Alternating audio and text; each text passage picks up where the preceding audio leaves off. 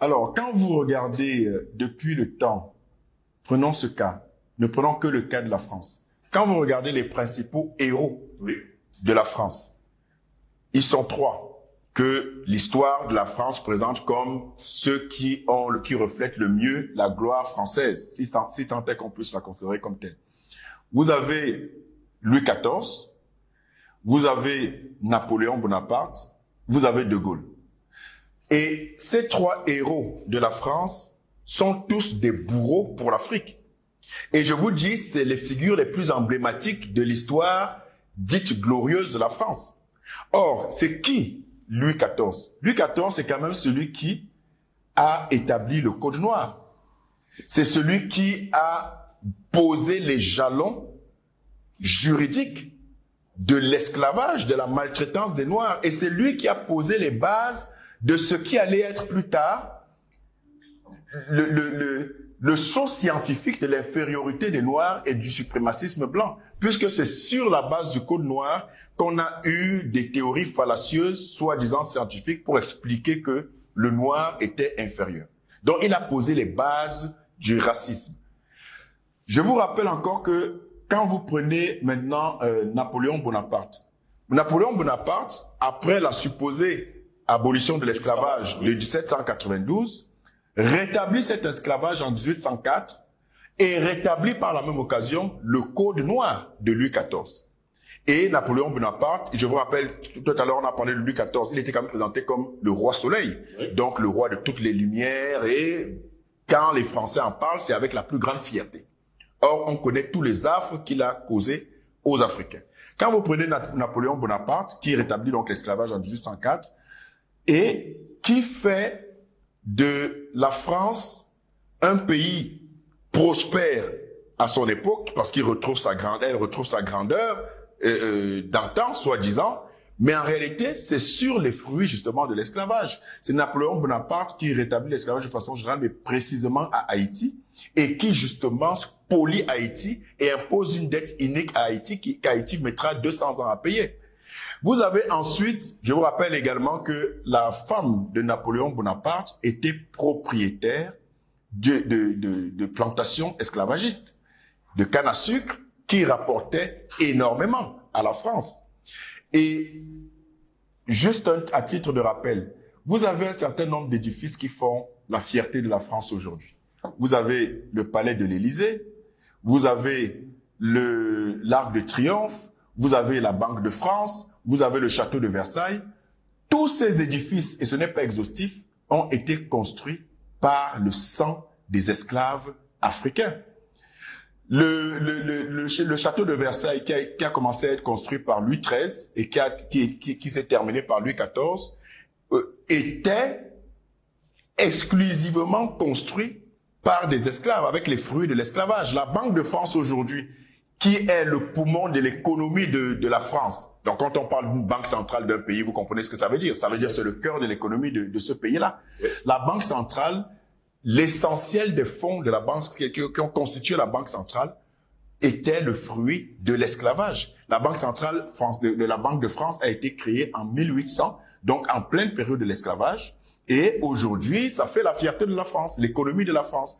Quand vous prenez l'Élysée, le palais de l'Élysée, c'est en réalité l'élément le plus pertinent du passé esclavagiste de la France. Parce que ce sont des Noirs qui l'ont construit à base des ressources esclavagistes, notamment Antoine Crozat. Si vous regardez qui est Antoine Crozat, qui était un bras droit de Louis XIV et qui a contribué énormément à la richesse de la France, en tout cas la prospérité économique de la France entre le moitié du 16e et moitié du 17e siècle, vous vous rendrez compte que il est présenté d'ailleurs dans l'histoire française comme l'un des hommes, sinon l'homme le plus riche de l'histoire de France. C'est lui qui détenait la Louisiane. La Louisiane, c'est tout l'État de Louisiane. C'est lui qui détenait la Louisiane avant que la France ne cède la Louisiane aux États-Unis.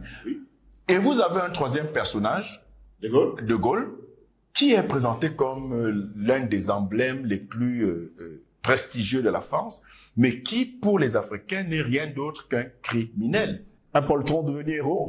Voilà, on sait comment, on se rappelle de l'appel du 18 juin en réalité qui était une fugue. La fugue d'un général, vous vous rendez compte. Un général, fut-il de brigade seulement, mais en fait, si vous êtes un général et qui est supposé être donc un héros et montrer le chemin en pleine guerre, vous ne fuyez pas, vous ne désertez pas votre pays. Et on sait ce qui devrait arriver, ce qui arrive dans des pays normaux pour des officiers de haut rang qui désertent. On sait ce qui arrive. On en finit avec eux. Au minimum, on les destitue. Mais voilà le héros de la France qui, en plus de cela, a été l'un des pires tortionnaires que l'Afrique ait jamais connu. Vous voulez qu'on parle des massacres d'Algérie, vous voulez qu'on parle des massacres au Cameroun, vous voulez qu'on parle des assassinats de tous les indépendantistes. En fait, je brosse cet aperçu historique-là concernant la France et ses supposées lumières et ses supposées figures emblématiques en rapport avec l'Afrique pour bien montrer que, de tout temps, la France, l'Occident en général, a été et reste esclavagiste et il n'y a rien de bon à attendre de ces gens et tout ce qu'ils peuvent dire de bon sur un des nôtres de façon unanime est le signe patent que cette personne doit être... Restons collés sur De Gaulle, quand il faut préciser par ailleurs que c'est au Cameroun qu'il est venu se réfugier. Il venait d'ailleurs se suicider ici même à Douala. Et d'ailleurs, on se rappelle du 27 août 1940, où ce sont de jeunes Camerounais qui vont lui dire « Nous allons t'aider parce que ceux-ci ne voulaient plus de l'Allemagne ». Finalement, c'est encore le même homme qui va détruire 256 villes au Cameroun. C'est quand même trop. C'est juste incompréhensible. Mais c'est là où vous comprenez. Au napalm. Et je vous rappelle que pour ceux qui n'ont pas une idée de ce que c'est le napalm, qu'ils se rappellent juste des bombes d'Hiroshima que les États-Unis ont déversées sur le Japon. C'est-à-dire que vous avez la bombe atomique, vous avez le napalm quelque part juste en bas. Parce que ça décime, ça brûle, ça rend infertile les terres, ça détruit les animaux, ça a des conséquences sur des décennies, sur les êtres humains et tout ça. Donc, c'est d'une cruauté qui n'a juste pas de nom, dont selon le secret les Occidentaux. Et donc, vous avez ce même individu, qui est un héros pour la France, qui allait plus loin. C'est-à-dire que, si vous vous rappelez des massacres de Guelma, de Kerata et de Sétif en Algérie, vous vous rappelez, on a parlé du napalm au Cameroun, mais c'est le même bonhomme, ce héros donc de la France, oui, qui va procéder au massacre le 1er décembre 1944, qui va procéder au massacre de Tiaroy, oui, en faisant littéralement assassiner des soldats africains qui avaient été rapatriés manu militare après la libération, après que les Africains aient libéré Paris de l'Allemagne nazie. On va les rapatrier manu militare et lorsqu'ils vont au Sénégal donc, et lorsqu'ils vont réclamer leur solde de façon légitime, ils vont être purement et simplement assassinés, tués à bout portant par les officiers de l'armée française. Mais pourquoi on les a rapatriés? Ça montre encore un autre visage hideux de cette France et de cet Occident qui ne peut être cru, dont un seul traitement ne peut être cru quand ils veulent présenter quelqu'un ou l'Afrique sous leur prisme. Ces soldats africains qui venaient de libérer la France ont été rapatriés manu militare, oui, pour la simple et bonne raison que il ne fallait pas qu'il y ait un seul noir sur les Champs-Élysées lors du défilé de victoire. Après la Seconde Guerre mondiale, après donc la libération de la France des griffes de l'Allemagne nazie.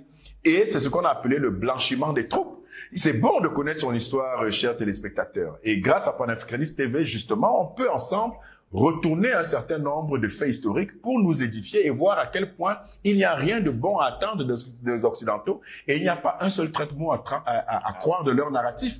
Et donc, le blanchiment des troupes, c'était donc ça. C'était que il ne fallait pas que les gens se rendent compte que ce sont des Noirs qui ont libéré la France. Donc, on les a rapatriés manu militare, on les a déshabillés et on a donné leur tenue et des armes à des va-nu-pieds, à des clochards, mais c'est la vérité. C'est-à-dire qu'on ramassait des clochards blancs, français, soi-disant de souche dans la rue pour sauver l'image de la France. Pardon. Et on leur remettait des armes. On leur remettait des tenues pour aller défiler sur les Champs-Élysées. Ça, c'est important de rappeler ce genre de fait historique parce que ça montre bien à nos téléspectateurs dans quel état d'esprit sont les systèmes occidentaux et quel type de rapport on doit avoir eux. Justement, ne jamais croire un seul mot. Parce que comme je le dis à la fin de ce petit guide, pour comprendre le narratif officiel des Occidentaux et donc s'en méfier, il ne faut le début du salut de l'Afrique. Oui. C'est quand tous les Africains vont se rendre compte qu'il n'y a pas un seul traître mot à croire du narratif officiel de l'Occident sur l'Afrique.